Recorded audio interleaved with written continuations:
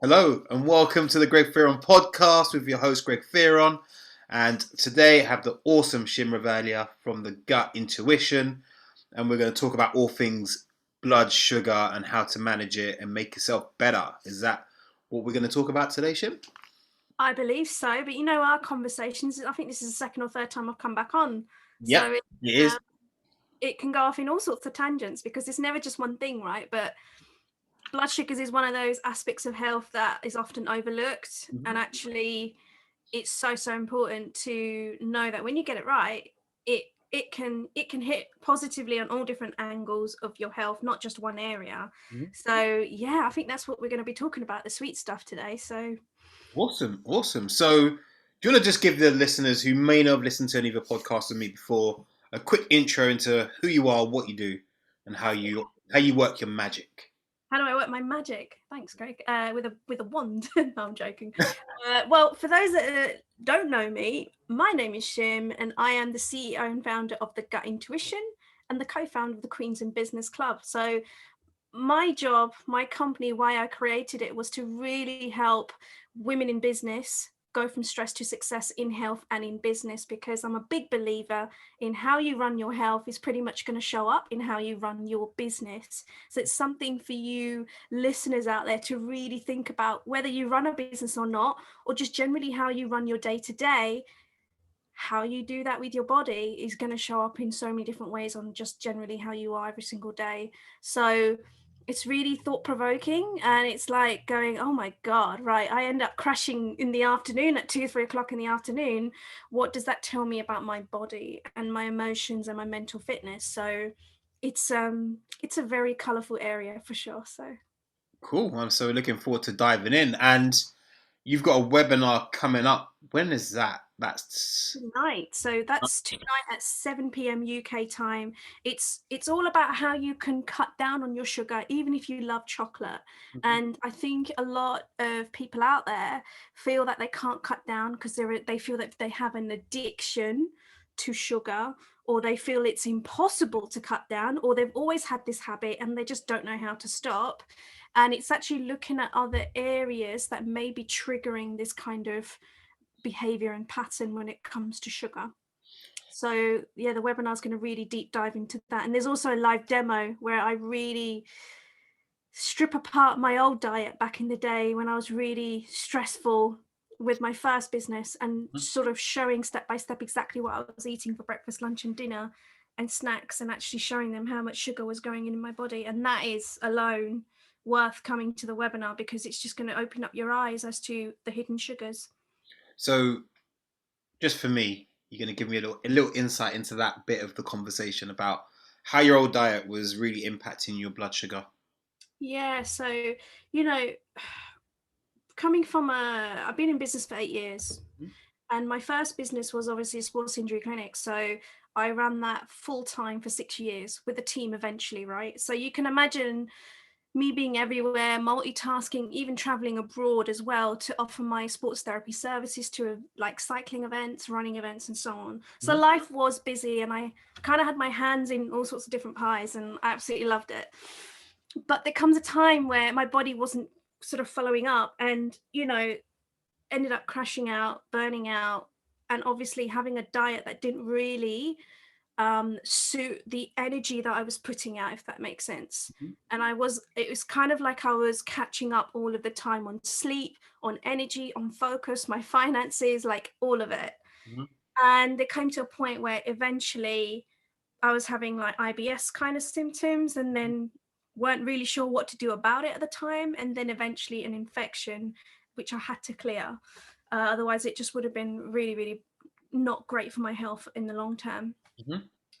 Typical diet looks something like, porridge, coffee, bit of fruit in the morning. So we're looking at maybe 38 grams, 40 grams of sugar just alone. Mhm. And then snacks throughout the day. And I'm talking about a typical busy day, right? In Mhm. the life of Shim when she was running her business. Yep. Snacks would be crisps, because I love crisps. We go. Coffee, we're talking about maybe 17 to 20 grams of sugar, depending on the size and how much. Lunch would be like really quick in and out Tesco meal deal. Yep. So You got your, low protein, yeah, fats, just literally. Okay, yeah, another carb fest. Yeah. yeah. So another carb fest. So you're looking at another 40 grams of sugar there. Dinner, you finish so late, you're so tired by 9 p.m. You walk through the door and you're like, I don't really want to cook. How about we order something in? So it usually be something like pizza. So, 5 slices of pizza, you're looking at 25 grams Mm-hmm. of sugar in there because of the carbohydrate content that they use and everything else that goes on top. And then, you want to wind down. So there's a glass of wine, there's a couple of beers, there might be a bottle of wine. All right. Just before you go any further, I'm going to Yeah, tell you a fact. Nobody has one glass of wine. It's a lie. exactly. What I just said. Yeah. It's either a glass of wine or a bottle, or, it's just so easy Hmm. to do that. And, sometimes a one off is okay. But actually, when you understand the impact of just that kind of day alone, Hmm. it doesn't just last for a day. It does impact you for, until you actually get it back to balance. Hmm. Awesome. And Hmm. in No, go the on, carry on, carry on. in the end, if you look at the total amount of sugar that I was consuming, you're looking at nearly 400 grams of sugar. Wow. That's actually, when I measured it all out, that's actually up to a pint of sugar. Wow. So that's like over 1,000 calories in just sugar alone. Yeah, Wow. Okay, so that's quite scary. it's So, scary. so I guess for the listeners and watchers, of course, I think people don't really understand blood sugar and what it means to them. I think the closest most people get to that is type 2 diabetes when they go, oh, yeah, I've got to take insulin or metformin. Yeah. This can affect, in inverted commas, healthy people anyway. So, what is blood sugar? How do you measure it? What's the mechanism? Blood sugar is basically is when you eat a type of food, your food basically then gets digested down. Hmm. And then you have glucose, which is a healthy type of sugar, okay, because your cells need that, so it gets transported to your cells. Anything excess gets stored in your cells. Hmm. Now what happens is that when we don't move enough, we don't exercise, or we're just generally not moving around enough, and then our diet is like a lot of sugar, Hmm. what happens is there's more excess going in. So your cells actually start to go, okay, there's a lot of sugar coming in that we have to store. And that's how insulin gets affected. That's how your gut lining gets affected, and everything starts to go out of balance. Hmm. But generally you get your sugars from your food, and then how food is digested down, Hmm. then it gets distributed in different areas, and then any excess gets stored into your cells basically. Awesome source. So, for the listeners, I guess the big thing then is, does your blood and your body normally regulate that for you, right? Generally, so let's say a normal person with no infections, no underlying inflammation or anything, generally stabilizes it. It depends on their lifestyle factors. You can't just have high blood sugar and then you just stay there and you expect your blood sugars to just normalize. It's just not how it works. There's loads of systems, loads of hormones, loads of energy systems at play, but you've got to help your body by actually stabilizing that. So having more protein, good quality protein in your diet, better fats, better carbohydrates. And it's not about going on low carbs and all of this sort of stuff to stabilize your blood sugars. It's about making better choices with the types of ingredients that you have in your meals. The timings of meals is really, really important. What time you go to sleep and what time you wake up is really, really important. So it's not just about food. This is what I mean. This is about taking in consideration everything as a holistic approach, Mhm. having a overview of, it's not just blood sugars, we're like food we're looking at, yes it's important, but we're looking at everything else that we're doing on a daily basis, like on autopilot. And I think you make a really good point that obviously I generally help women lose weight, get in shape, Yeah, etc. But people only generally look at one bit. They're like, right, it's got to be exercise, when actually it's sleep, stress, movement, yeah, etc. And it sounds like it's exactly the same in what you do and helping people manage their blood sugars, right? yeah. It's not just one thing. It's not just what you eat. It's when, No, how, sleep, and everything else. exactly. easiest, you don't have to be a diabetic. I always say this, you don't have to be a diabetic to measure your blood sugars. I've got a kit right here to show everyone because everyone's always intrigued, what does it look like? And this is a normal kit of measuring your blood sugar levels. So easy. It's a 60-second job. Okay, awesome. Especially when you're monitoring like your blood sugars throughout the day, when you wake up, before lunch, before dinner, before you go to bed, all of those things that I teach with my clients exactly what to look for and how you do this. This is about 17-18 quid on Amazon. Mm-hmm. And it's such a powerful tool to have in your home to understand, like, why is my energy levels dipping certain points? Why do I feel irritable? Why do I feel like shaky? Why can't I focus and concentrate? And I said this before at the start of the call, is like one of those areas of aspects of health, which is blood sugars, is often overlooked. And we're like, it's got nothing to do with that. The only time we ever really understand about blood is when we go for a blood test with our GPs because something's wrong. Yeah, not before. Or we're lacking something. This tool will help you minimize that in terms of taking control back on your own health by having something like this in your home. And it's just been proven powerful time and time after again. So interestingly enough, I think one of my clients actually got a blood sugar measuring kit after listening to one of our little Facebook rants. So that was awesome, and it really opened her eyes up to how she was looking at her sleep and stuff. So if I get one of these kits, which are awesome, what kind of ranges am I looking for just to? So these kits come in like a small box like this. This is one of mine that I use at home. I'm not associated with this company whatsoever, just to let you know. I have no affiliation. It's just a blood glucose monitoring system, right? But in there, they'll always give you a sort of chart that is color coded. So if you look at the blue one, this side, I know the blue and the green looks a bit similar, but if you look at this light blue, that is your normal range. They show you what's low, what's normal, what's borderline, what's high, and what's really dangerous.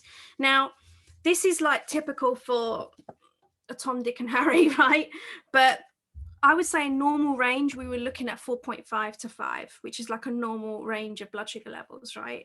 But if you're consistently sort of above 6s, more 7s, 8s, and 9s, then we have a problem. There's definitely an issue with blood sugars. Now, when we have readings like that, it's not something to be scared of. It's just a number. It's telling you what's going on. Doesn't mean you kind of take that and go, oh my God, I'm in horrendous shape, or those numbers run my health. They don't. We've worked with clients whose blood sugars were 9s and we got them down to 5s, 5.5, 6s, which is amazing for them. Do you see what I mean? So it's I still feel that with blood sugars, they are still individualized. They're quite unique to the person and their lifestyle factors. Cool. So when would you do these tests? Because I would imagine you do a fasted one first of all. Will be your first one, yeah? Yeah, so when you wake up, really good idea to do a test, because let's face it, you've been asleep for 7-8 hours, and that's a good night's sleep. Without lunch. Yep. One before dinner, and one just before you go to bed. Okay, perfect. If anything, if you forget the one before lunch and before dinner, just see how you'll start your day and how you end your day. Okay, cool. And if you start your day okay and then you end your day like quite high, you just look at what you've eaten, which could spike up your sugar levels. Yeah. Okay. Yeah. So it is against, like, it's just, you can make these adjustments by yourself. You don't really need to go on popping pills to start reducing your blood sugars. It could be as easy as a tweak where perhaps you need to add more protein. Good quality protein is very good for stabilizing blood sugars. It's excellent. Oh no! Hey, I bang on about protein to my clients. I'm sure you do. They must be like bored of the word. They're like, Greg, I don't want to talk about protein anymore. Like, eat more, eat more, eat more. But I guess the challenge is that the typical Western diet, and also potentially the typical Indian Caribbean diet, Yeah, are pretty high carb. Would that be something you'd agree with, or? 100%. We've worked with a couple of clients that have come from Indian African backgrounds. Mhm. And of course, their diet is quite heavy on the carb side of things because of their culture. But that's not to say they didn't find it, you know, how'd I say it, uncomfortable to make these changes. Yeah. But it's working with your diet. It's actually not saying that you need to get rid of the diet that you're on, but it's actually working with them and making those adjustments slowly but surely. Yeah. A lot of people, especially like stabilizing energy, focus, blood glucose levels, they think they need to get rid of one diet and actually implement completely something different, like a keto or something. And 100%, it's like, okay, what do I need? What's in front of me? Just being a bit more realistic with your diet Mhm. and going, okay, I can add a tweak here. I can take this out and change this around. Nobody says that you have to be miserable with your diet in order to make these healthy changes. Yeah, I think that's one of the big challenges that I see when people come to work with me is that there's this kind of all or nothing type attitude to this stuff. It's like, right, I'm going to go all in. I'm going to do this, this, and this, and this, and obviously that's unsustainable. Yeah. Sounds like you kind of sing from the same hymn sheet of let's see what we work with, what we've got, and make the changes gradually. Think about this. If let's say somebody had a really high carb diet and they decided that we're gonna get rid of that high carb diet and go for a no carb, high protein, no fat, Oh, right? Like an Atkins, right? that sounds like Actually, constipation. yeah, it is massive constipation, really. And that's another problem on your hand if you've got that, right? But let's say they did that, that actually adds more stress to the body Mm, because it's changes. The body needs time to adjust to yeah. changes. And it's about making those small incremental changes that your body can adjust quite calmly Mhm. in order for you to be successful at those changes and then make it a part of your habit of a daily pattern. Yeah. It's not about going all in or nothing. Yeah. If your body did that to you, you'd be like, I don't know where my head's at. Mm. Yeah, because it's all linked, right? You're linked. Exactly. So we were talking before this about a mutual client. So I've got a client who's awesome. I won't, I'll keep that private. But we referred her dad to you. Yeah. How did that go? Really, really well. Really, really well. They again, they come from a very strong Indian background, vegetarian, no eggs, nothing. So, they went from, really low in energy, quite uncomfortable, not sure, they had doubts as to whether they could make changes to their diet, but Mhm. actually just working with them step by step. We got their test results, obviously understood a little bit more about what's going on in depth with their diet, with their blood sugars, with their health overall, and slowly, slowly, slowly got used to using the tools Mhm. and started having more diversity within their fruit and veg, Yeah. started tightening up their meal time, started to sleep better, started to move better, hydration. They've lost weight because they weren't expecting that. They've blood pressure stabilized back to normal. They now can come off one of the medications that they're on within under 12 weeks. So the doctor was like, you don't have to be on this one anymore. There's no point. That's And they've got more energy, and generally they just feel amazing about themselves, Hmm. and so much more that comes with it. And that's just under 12 weeks of implementing some key steps and just repeating them. But the support and the accountability goes a long way with us. So Oh, it's the number one thing. It's like you could have the plan, but unless you've got someone working with you on it, it's yeah, a struggle, right? exactly. So one of the things I've always been intrigued about, and I've because we've got some similarities in terms of some of my mentors and stuff, Yeah. is the big cholesterol issue in the world, right? Now, Hmm.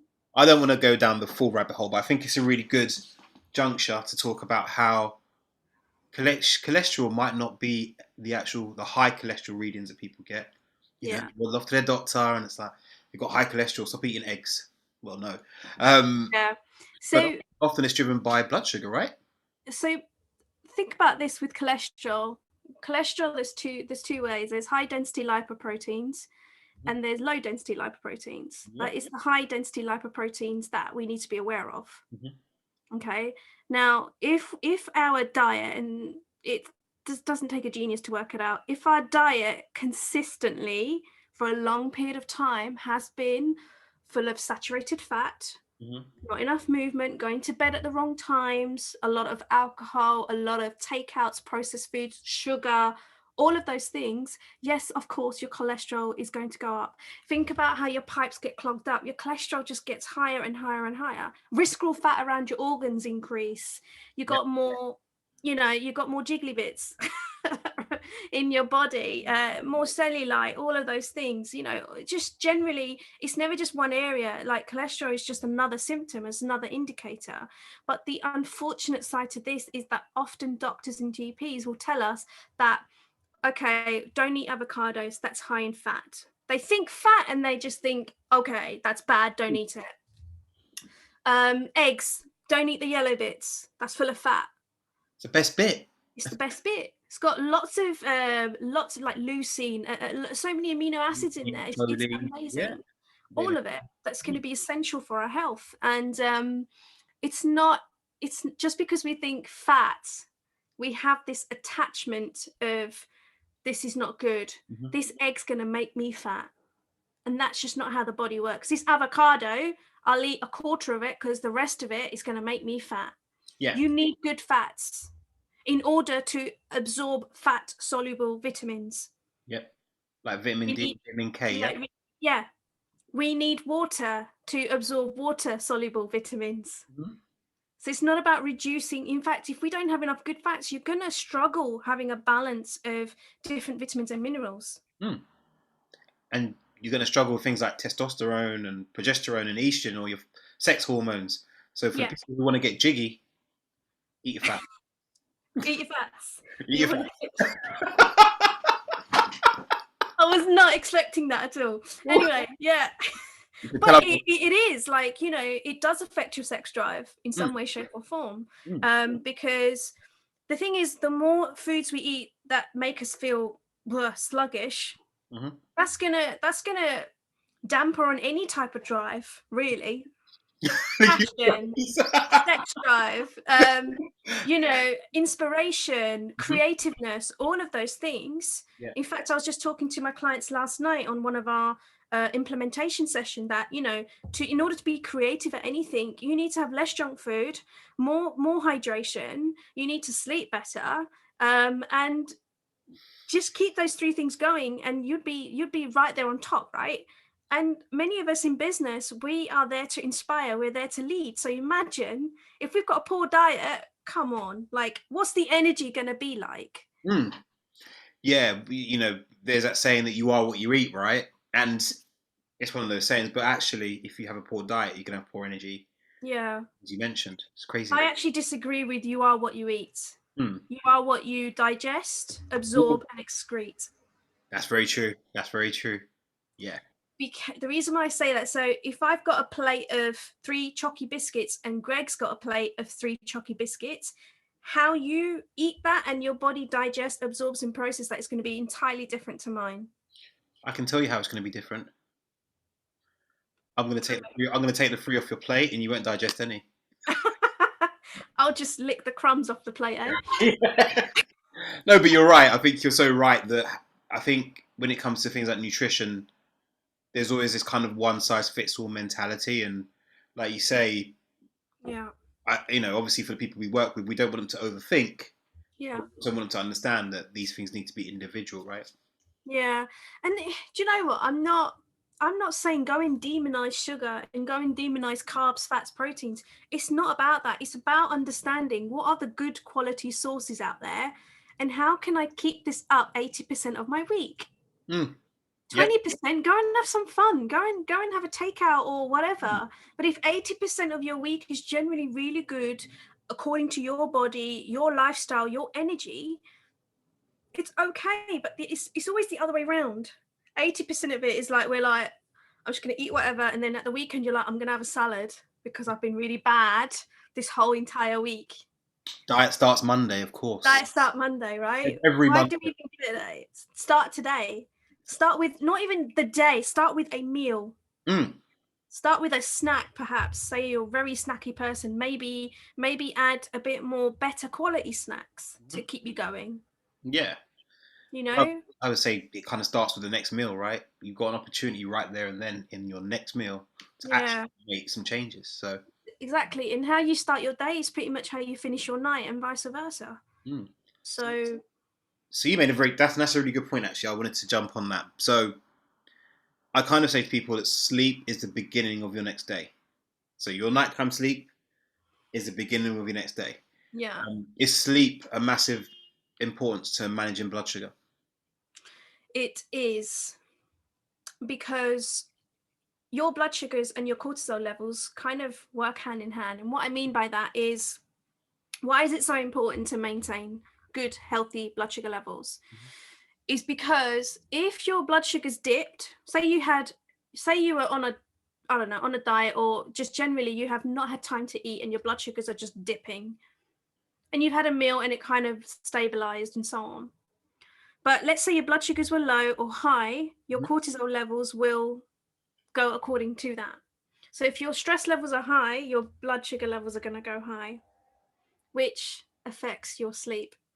So those two things will suppress melatonin, which is your natural sleep hormone. Mm-hmm. So 100% it will absolutely affect it. So as an example, last Friday, I went out for a meal with a couple of friends, and I had a beer with dinner, and then we just had a cocktail. The cocktail was around 9. Mm-hmm. And then off we went home, right? Lots of water in between. And I was like, interesting, let's check my blood sugars when I wake up in the morning. And it was like 6.5, which is high for me. Right. And then I was like, so what did I eat last night? So it was pad thai, and then obviously 2 alcoholic drinks with lots of water, lots of moving about as well. But the blood sugars were still 6.5, which is higher for me. So I know what spiked it up, considering I still had a good night's sleep. Yeah. So even just understanding that and just measuring it and having a little play around with the kits can really help you make better decisions with your diet and your decision making. Yeah. Makes you think twice. So that was a really good point about cortisol. So Yeah. if I recall rightly, obviously feel free to correct me if I'm wrong. Yeah. But often people, the other issue is they go so low carb that the blood sugar dips, and obviously then cortisol rises to go, wait, wakey, wakey. Yeah. It's a stress response. It's keeping you alive. That's what it's doing. Hmm. So cortisol rises. So what happens? Blood sugar shoots up. If your blood sugar levels are really high, your cortisol levels will just shoot up. Mm-hmm. They just mirror each other hand in hand. So the point is that happens throughout the day, but the damage is in the cycle. It's very toxic, and how long you're in this cycle for. Mm-hmm.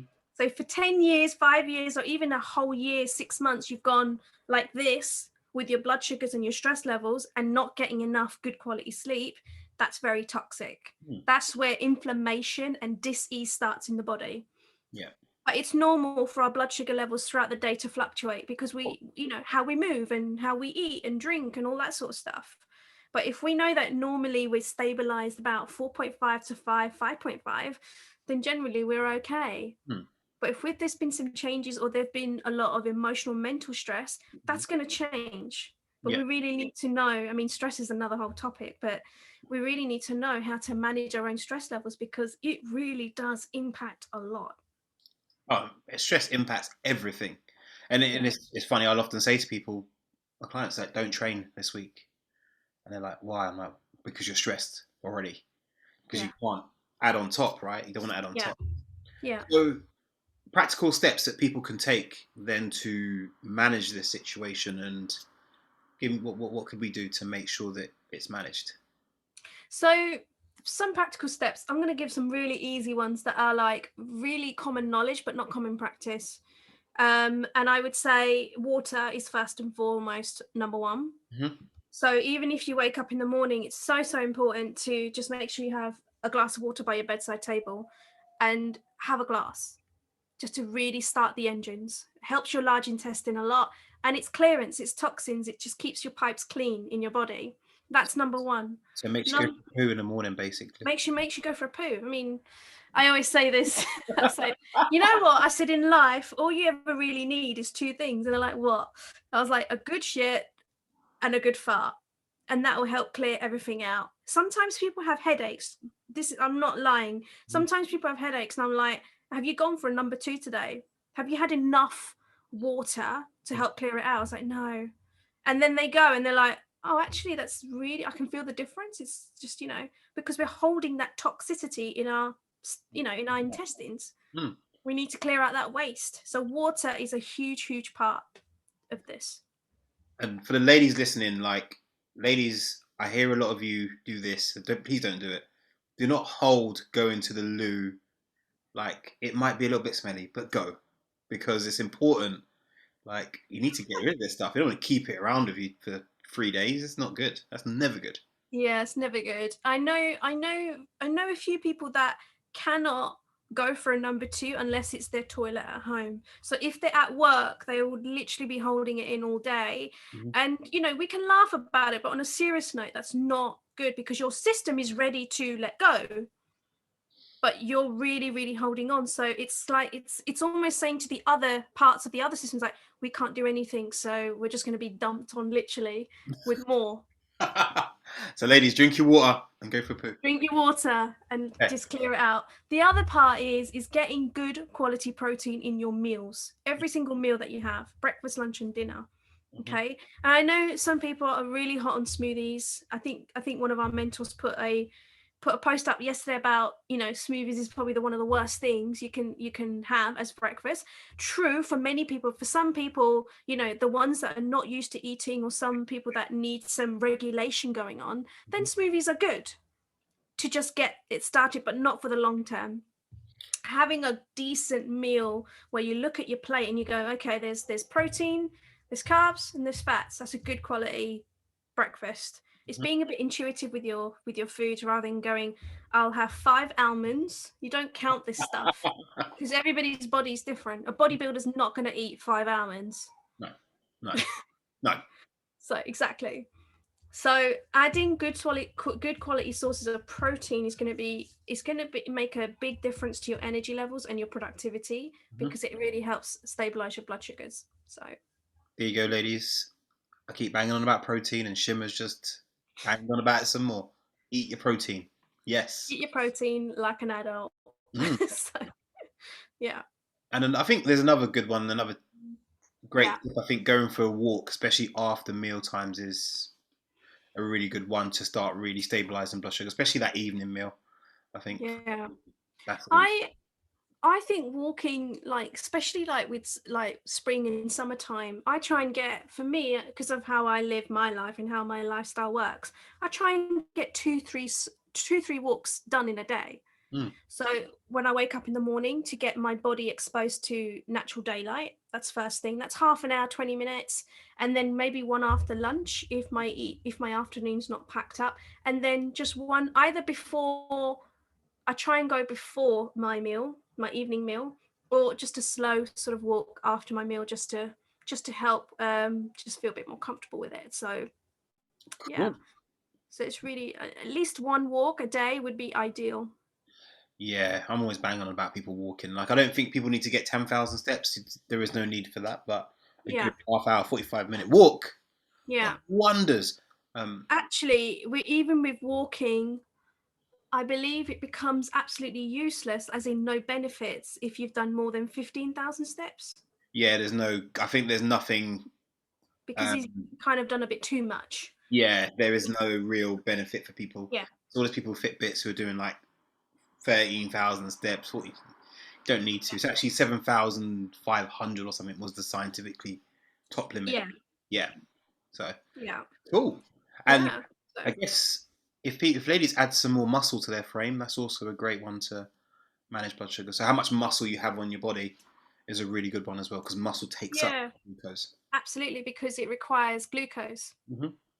and it requires sodium and potassium to do all of that contraction. So really, to get a good rep in, or several reps in, you do need to have a good balance of these things. But obviously building muscle for men and women is like totally, it's different because of their hormonal profile, right?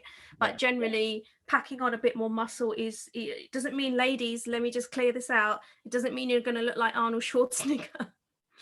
If you wanted to, you'd have to inject steroids, which we're not going to advise anyone to do because that's just not appropriate. But what I'm saying is that it's good to pack on a bit of more muscle because that requires a lot more energy. It requires a lot more to maintain that. Yeah. And you look good. God damn it. And you look good. Look Yeah. good. Yeah. So you look better. So I like the flex. That was a good flex. I like that. Go on, do it again. Go on, yeah, there you go. Awesome. Guns. Okay. I've got a picture of that, right? Yeah, all right. It's coming out. Coming out. Okay, look, the gun show has started. We got about 6 weeks till summer now. From this till the real summer, not real summer. Yeah, not the stuff that we've got now. This is Yeah, it's crazy, but even like with weather, don't let that stop you from moving your body. There's no such thing as bad weather, really. There is only bad attire, like bad uniform. So I went for a walk earlier this morning. It was pissing down, and then I was like, I've got my raincoat on. I'm happy getting my steps in. I'm moving before an afternoon of exciting things, talking, all sorts of things, calls. So it's good. So don't never ever give yourself quick and easy get out clauses with stuff like this. I'm really tired, so I'm just gonna have a takeout. Or you know what, the weather's bad, so I'm not gonna go. Or it looks a bit windy, I'm not gonna go. So don't cheat on yourself. Amen. I love that. That line was perfect. Yeah.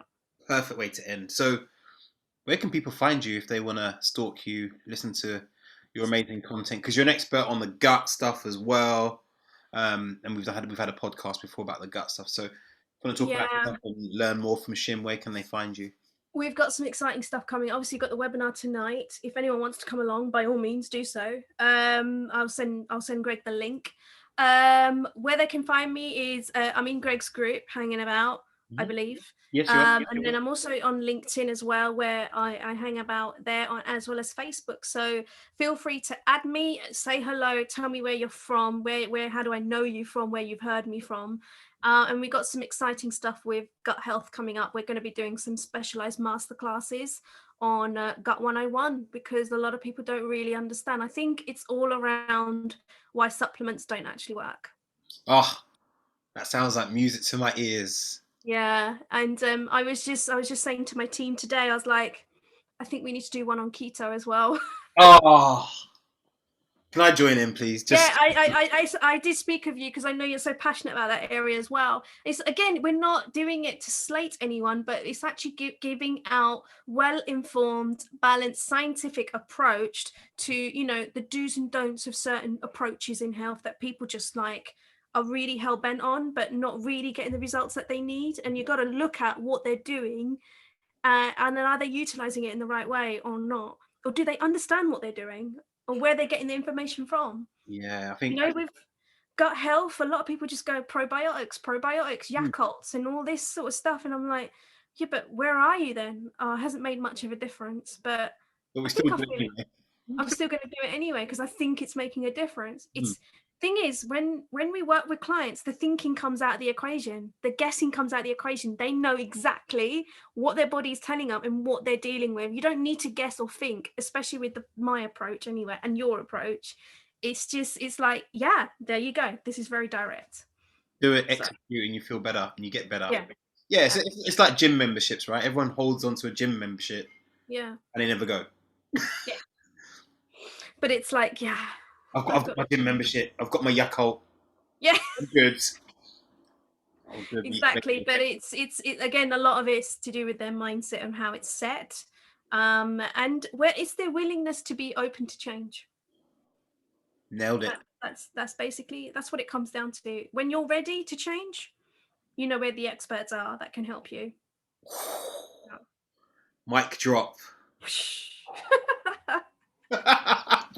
That was beautiful. So funny. That was beautiful. So yeah, thank you very much for You're welcome. with your ninja skills. I'm sure that I will employ them at some point soon.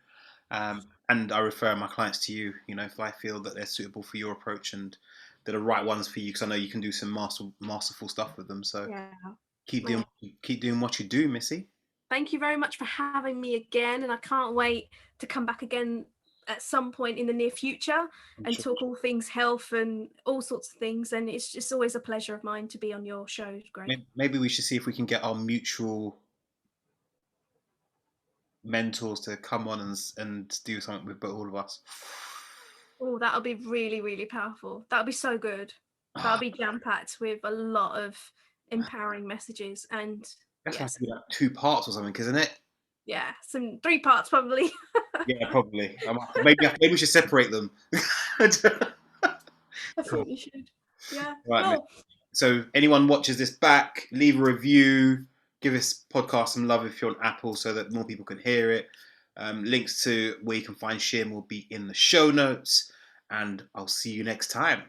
see you then. Bye.